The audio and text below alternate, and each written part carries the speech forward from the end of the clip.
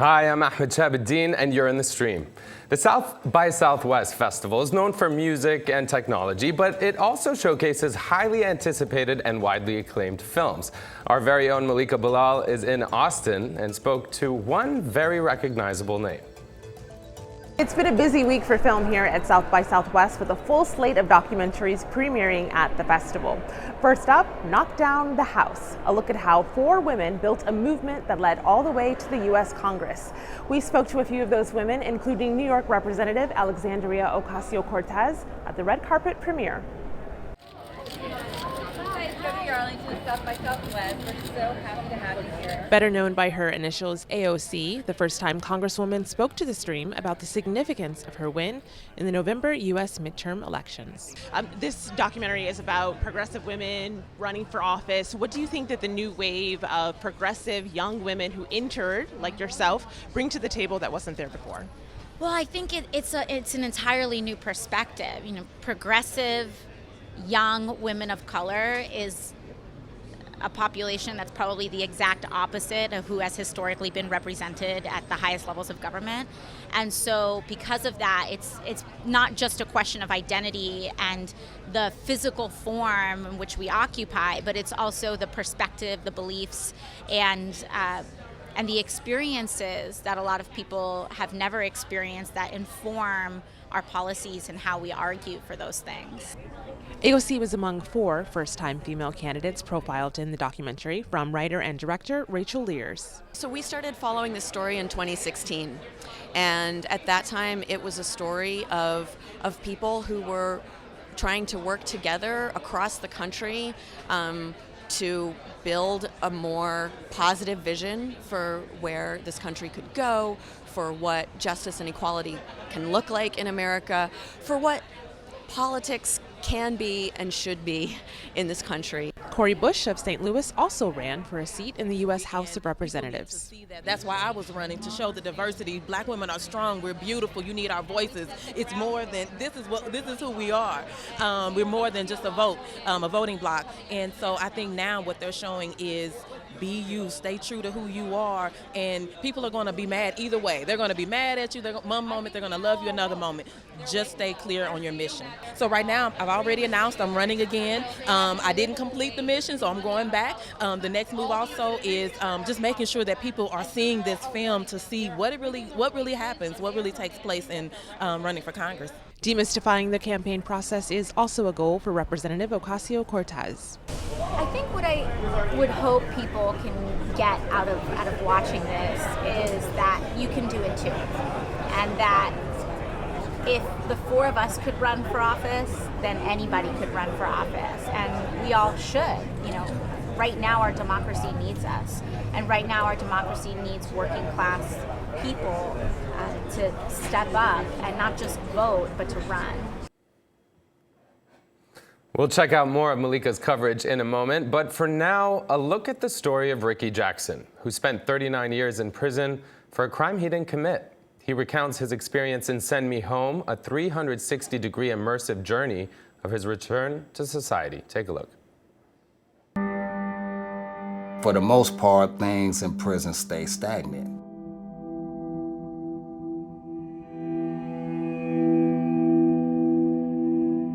And then to have this picture of my brothers and sisters as children, and then to meet them as middle-aged adults. That brings home more than anything how much I missed. In 2014, Rickey was released and exonerated. At the time of his release, however, he was the longest-held U.S. prisoner for a wrongful conviction. He joins us now on Skype from Cleveland, Ohio, and in Austin, Texas. We have Cassandra Evanisko as the director of Send Me Home, also joining us.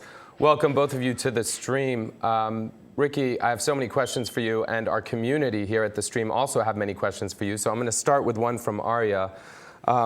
What went through your mind when you were in prison? Did you ever think you were going to get out? And what did you do to occupy yourself so as not to lose hope? There's a lot that goes through in your mind. You're scared, you're frustrated, you're frightened. And sometimes, a lot of times, no, I didn't think I was ever going to get out. I thought that this was my fate. This is how my life was going to end, right here in a prison cell. But I fought out of that phase, and I started educating myself. I stayed away from a lot of the rigors of prison life, the prison lifestyle, because I didn't feel like I belonged there. And so my mom told me before she passed away, "You're not a prisoner. Don't let these people make you a prisoner." And so my goal I started reading, educating myself. I just developed this voracious appetite for learning and trying to grow every day. And, you know, Rickey, hearing you say that and having watched the documentary, you also mentioned your mother in there. And I know that you talk about having to turn off certain emotions when you were in prison just to survive, like you just mentioned. What was it like turning those back on, if you will? I mean, when you come out, is it overwhelming? Is it not working? You think in your mind that once this ordeal is past you, that you'll be normal, but you're not. You can't be normal. After having stymied those emotions so long, it just became a habit. And once I was released from prison,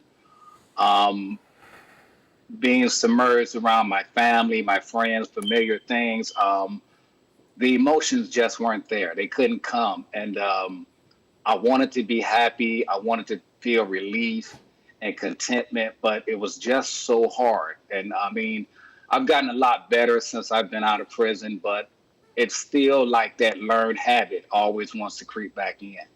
I can imagine. And, you know, I want to play for our audience, you know, for those who haven't even seen the film. There's this clip where you talk about getting a phone call from your mother, and I just want to get your thoughts on what that experience was like. It really affected me when I'd watched it. Let's take a look at this. The day they told me my mother died, it was like telling me that they ran out of mashed potatoes. That's how removed I was from it emotionally, because I couldn't express emotion. You say you couldn't express emotion. I can hear the emotion in your voice there. What's it like now when you think about your mother or your family? I know you have a big family now. It's just hearing that clip right there. The emotions just come up so suddenly, and they're just hard to control. You know, they're hard to suppress. I'm not that I'm really trying to suppress them, but you know, you would think they will come gradually, but mine it's just like a tidal wave. Mm-hmm. You know, when I think about moments like that in my life, and they're hard to control. Yeah, it's hard to control for anyone, I can imagine, only for you. Cassandra, this is your first time making a 360-degree film. I mean, why was this the right story to embark on that kind of mission? Yeah, there's an appetite, I think, for 360 films right now, and interest in exploring the possibilities, especially for stories as important as this. And we wanted to contribute to that space and that conversation about wrongful conviction, about racial inequity, mass incarceration.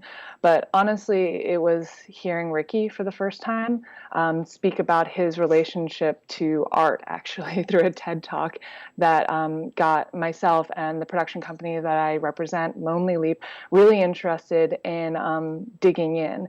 The sort of transporting quality, his relationship to art struck us. And when I hopped on the phone with Rickey for the first time, his reflection on memory and space felt really aligned with the potential for a 360 film. So it really had to do with the story more than anything else. I don't know if we would have made a 360 film had it not been for the way in which Rickey was thinking about his experiences and where he is in life today. And, you know, I'm also curious, when you were actually there filming, you know, what was it like just simply getting your equipment, I mean, your filming equipment into that prison cell? I mean, did that reveal things to you about the criminal justice system or what his experience must have been like? I don't know if I've shared this with you, Ricky, but we worked really hard to try to find a maximum security prison, an active and operational one, and had a lot of trouble.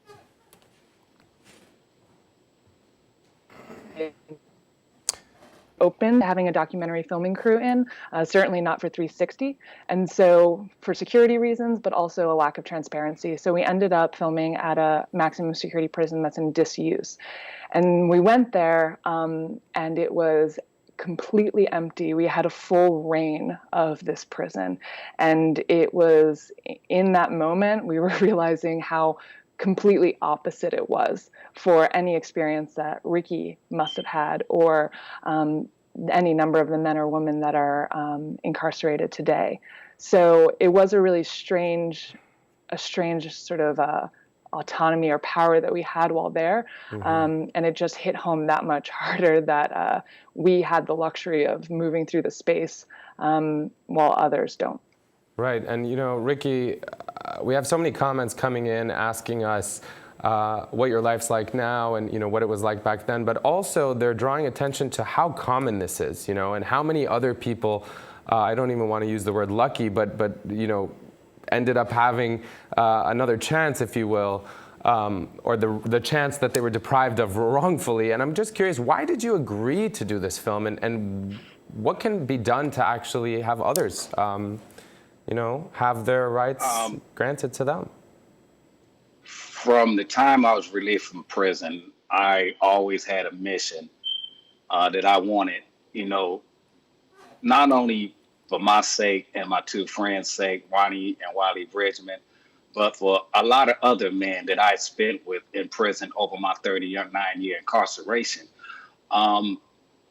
We were just really the tip of the iceberg, you know.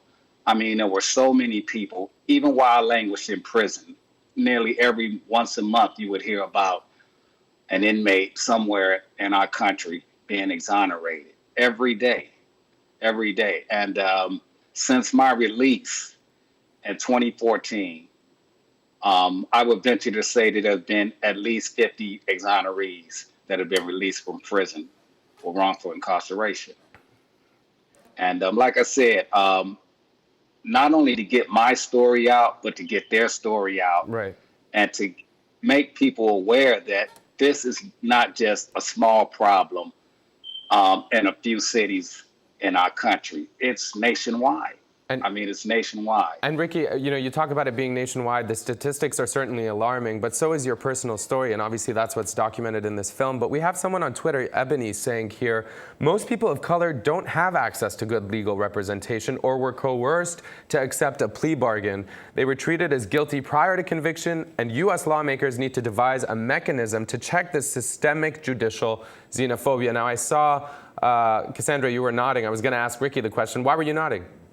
I was nodding because of thinking about the work that the Innocence Project does, one of the legal organization that works to help incarcerated people that are facing wrongful conviction. But I'll allow Rickey to chime in. He knows kind of firsthand what that process has been in order to find an organization like the Innocence Project. Rickey, I mean, do you agree with what Ebony said? I mean, obviously it seems true on the face of it, but as someone who's personally gone through this, and I would imagine you have friends who have, what do you make of what Ebony said? That was a very accurate statement Ebony made. There are pretty much no checks and balances in the system. And people who are entrusted in these trusted positions have no checks and balances being brought against them. And so it's just a willy-nilly type system. And for the most part, everything is rubber stamped. And you know, Rickey, I want to play another video comment that came in from Kyle Swenson. I'm not sure if you know who Kyle is, but Kyle's been a good friend of mine. Okay, well, there you go. Of course you do. Let's take a listen.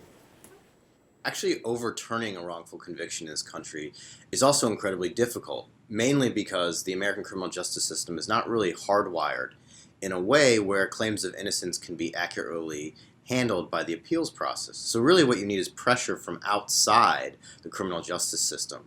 And in Rickey's case, my reporting as a journalist in Cleveland helped kind of create that pressure by showing that this case was so problematic. Rickey, how critical was Kyle's voice, and what can be done for others who are in your situation or the situation you were in? I mean, of all the statements that have been made so far on this interview, that has to be the most poignant, because up until a certain time, all the pressure was coming from outside, you know, and forcing people in authority and administrations to look at these cases. Now it's almost the opposite. Now some cities have started task force to look into questionable cases. And like I said, what his work and like others around the country that are doing this kind of investigative work and bringing to bear the pressure is causing these administrators to take a second hard look at what's going on and perpetrating Rickey, judicial system. Rickey, I'd be remiss not to ask you about, being compensated. A lot of people on Twitter, like Kim Anklin, talking about, different things such as, oh, forgive me, right there. Well, I'm not going to go through all the tweets. There's too many tweets. But what can you tell us? What can you tell us about the compensation? Is it enough? Well, people ask me that question a lot, and my answer is always, how do you put a price on human life experience? Well, Rickey, I apologize. I'm going to stop you there because I think you said the most poignant part was a moment ago. I think that's a good, poignant question. How do you put a price on life? I want to thank you both for being with us.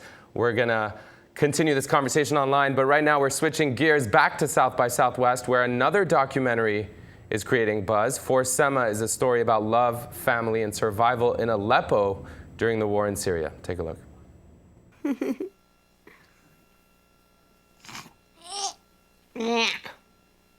سما الأمور صارت كتير سيئة هلأ.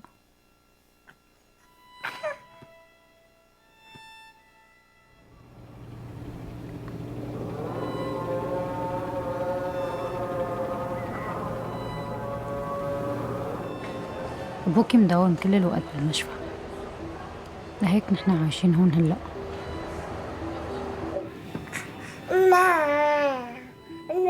هاي غرفتنا.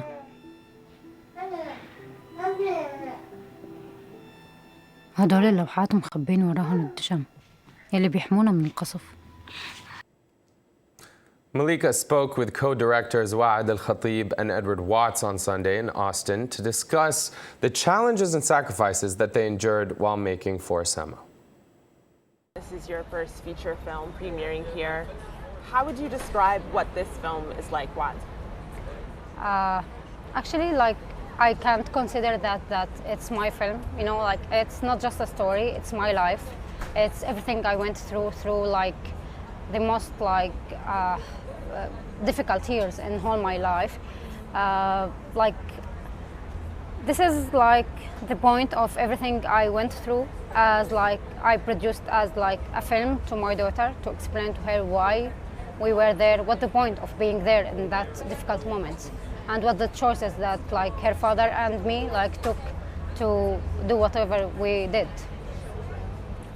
Almost a love letter, but a bittersweet one to your daughter. Edward, I know that you were involved in this filmmaking process. What is that like to go through someone else's footage and someone else's life, but to help them paint this picture for a bigger audience, a wider audience? It was incredible. I mean, when Wad and I first sat together in the Hilton in Istanbul, we sat for 6 days and we watched all of this incredible footage. And the way I describe it is Wad came with this mosaic, these fragments, and some of them were these tiny little fragments of just a driving shot out of a window or her at the computer, and then there were these other extraordinary shots of where she would move through the hospital filming these scenes in one continuous shot that went on for almost 45 minutes. And it was just an incredible process, really, of trying to piece this together into a picture that was a coherent story. To cover 5 years in an hour and a half was not easy. And it was just an amazing journey, I think, for both of us to come together in terms of I was coming from an audience's point of view and, trying to help to tell the most dynamic and accessible story. But obviously it was Wad's life. And I want also to speak this story about Syrian girl and Syrian people. So it was really like very nice to have like the Western side and like the Syrian side from inside and outside. Right. So yeah, it was really amazing what we got, like both of us together. Yeah, we say, you know, there's all these talk about the division and stuff that exists in the world, but like here you have a Syrian woman and a British man coming together to make a film, and mainly successfully, you know, hopefully successfully. Very successfully. I saw the film, and it is bittersweet, and it is poignant, and it is haunting also. Do you remember where you were when protests broke out and what your life was like then? Yeah, of course, like I couldn't, or no, not any Syrian like can really like forget that year when we really dreamed like to change our life and like the whole life, you know, the whole world actually, not just our life. And we dreamed like of like be in a free Syria. We dreamed to change our like life to the better and to the best things we could ever had. Unfortunately, like everything like went through after this was like worst and worst. But at the end, like as I said at the end of the film, I don't know if I should say this or not. Don't spoil it yet. Sorry. Our viewers will still want to watch it. Yeah, like, but it was really like a rich experience, and I'm very proud of this story, of my story, I'm very proud of all the Syrian stories. There's a moment in the film where you explain the title of what the film would become called and why you named your daughter Sama, why you gave her that name. It's bittersweet, but can you talk to us about that moment? Like we were, when we watched all the like the footage together, we were like just looking for what like the whole film will be about. And there was like millions of ideas and like I was very like confusing because I have a lot of things to speak about. So it's so raw for you still. Yeah. I think it was so, you know, Wad had only just left, and all of this footage, it was, you know, there was still so much emotion in there for you. And there was so much in her story. I mean, it was just this 5 years of anyone's life is amazing, but I mean, your life and Hamza's life just had complexity and depth about love and family and humor as well as conflict and horror. So it was a real journey for us to try and same time, like in the other side, I had a lot of like responsibility, you know, for these people who like were in Aleppo, or for all the Syrian people, that there's a story should be told like very honest and like very really worth to people to understand like what was really happening there. So it was like really mixed between these two things. Your life and where you were living and why you felt like you had to help the Syrian people is because you were living in one of the last standing hospitals in Aleppo, helping people till the very end. That had to have been incredibly difficult, and yet on the one hand, you're filming this as a documentarian and as a journalist. On the other hand, you're living it. You're living in that hospital. You're seeing people come in to that hospital. Talk to us about those split emotions and what that must feel like. Yeah, actually, it's the whole film. What is really stand like about it's because I was a journalist who were there trying to document these things. On the other hand, I was the mother, the wife, and trying to live my own life, you know, this place. And all the footage was like when we start to do this film, it was mixed between this like the journalist and the woman who lives there. And yeah, it was, as I told you, it wasn't just a film. It's my story, it's my life. And this is what I really want people to know about Syria. I've been wanting to make a film about Syria pretty much since the revolution began, because I think through the whole history of the conflict, there's been so much lies and misinformation, and so much of how we perceive what happened there is filtered through the lens of the prism of terrorism and the ISIS threat.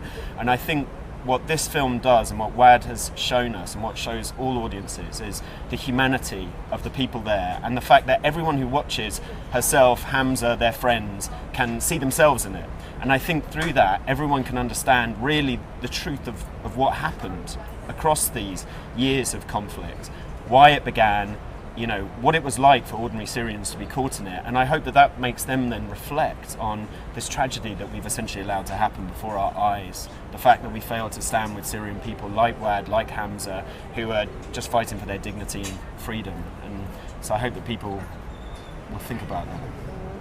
We wish you the best of luck, Wa'ad al-Khatib, and thank you so much for being here and sharing this story with us. And of course, thank you also to you, Edward Watts, for joining us and sharing this film, this incredible film, this documentary, and this take on life in Aleppo, Syria with our audience. Thank you very much. Well, that's all the time we have for today, but we'll be back tomorrow with more coverage of this year's South by Southwest conference in Austin, Texas. You can keep tabs on all of it by following our hashtag stream at South by Southwest or by following us on Twitter. We're at AJ Stream.